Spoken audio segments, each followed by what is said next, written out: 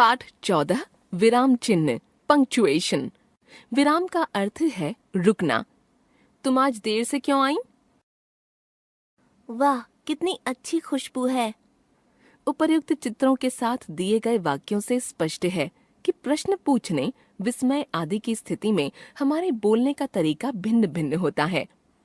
लिखते समय इन स्थितियों को व्यक्त करने हेतु कुछ चिन्ह निर्धारित किए गए हैं। इन चिन्हों को विराम चिन्ह कहते हैं। विराम चिन्हों को सही रूप से प्रयुक्त करने पर भाषा में स्पष्टता व शुद्धता आती है, परंतु इसको गलत रूप से प्रयुक्त करने पर वाक्य का अर्थ भी बदल सकता है। जैसे रोको मत जाने दो, रोको मत जाने दो। यहाँ पहले वाक्य में रोकने का भाव व्यक्त हो रहा है तथा दूसरे वाक्य में जाने देने का। इसलिए विराम चिन्ह अपनी सही जगह पर लगाने चाहिए ताकि वाक्य का सही भाव स्पष्ट हो सके। हिंदी भाषा में कई विराम चिन्ह हैं। नित्य प्रयुक्त होने वाले कुछ विराम चिन्हों के बारे में जानते हैं। पूर्ण विराम। वाक्य पूर्ण होने पर यह चिन्ह प्रयुक्त होता है। जैसे मैंने खाना खा लिया है, पिताजी समाचार पत्र पढ़ रहे हैं। अल्प विराम। वाक्यों, उपवाक्यों, समान शब्दों, पदों आदि को अलग करने के लिए तथा हाँ, नहीं के बाद यह चिन्ह प्रयुक्त होता है। जैसे आज अध्यापक ने अंग्रेजी, हिंदी, गणित और इतिहास विषय पढ़ाए। हाँ, मैंने पढ़ाई कर ली। तुम जाओ, मैं बाद में आऊंगा। प्रश्नवाचक चिन्ह। प्रश्न सूचक वाक्यों के अंत में यह चिन्ह प्रयुक्त होता है। जैसे क्या तुमने अपना गृह कार्य कर लिया? वह परेशान क्यों है? विस्मयादि बोधक चिन्ह।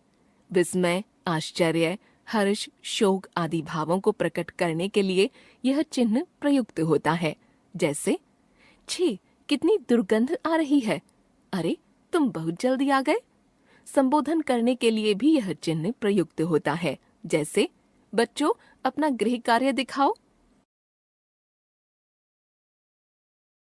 उद्धरण चिन्ह। उद्धरण चिन्ह दो प्रकार के होते हैं। जैसे इकहरा उद्धरण चिन्ह, दोहरा उद्धरण चिन्ह। इकहरा उद्धरण चिन्ह किसी व्यक्ति के नाम के साथ उपनाम लिखते समय तथा वाक्य के मध्य में किसी पुस्तक, व्यक्ति का उदाहरण देते समय यह चिन्ह प्रयुक्त होता है। जैसे उपेंद्रनाथ अश्क। धार्मिक पुस्तकों में रामचरितमानस को लोग बड़े शौक से पढ़ते हैं। दोहरा उद्धरण चिन्ह किसी व्यक्ति द्वारा कही गई बातों को उसी रूप में कहने के लिए यह चिन्ह प्रयुक्त होता है। जैसे सुभाष चंद्र बोस ने कहा था, तुम मुझे खून दो, मैं तुम्हें आजादी दूंगा।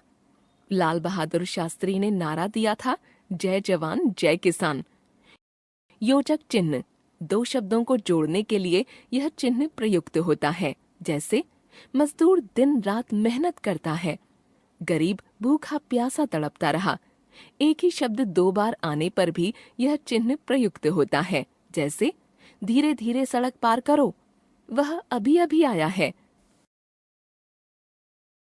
हम जान गए विराम चिन्ह। वाक्यों में पूर्णतः या अल्प समय के लिए रुकने का संकेत देने वाले चिन्ह विराम चिन्ह। मुख्य विराम चिन्ह पूर्ण विराम, अल्प विराम, प्रश्नवाचक चिन्ह, विस्मयादि बोधक चिन्ह, उद्धरण चिन्ह और योजक चिन्ह।